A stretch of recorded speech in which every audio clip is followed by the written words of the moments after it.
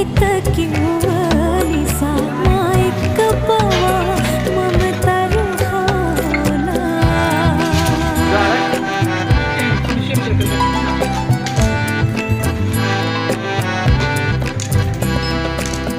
සිහිනවල මිස හිනාවක හැට නොදුටු මගේ රෝස කුමාරී යහසු මුනන දැස අත හෙට එයිද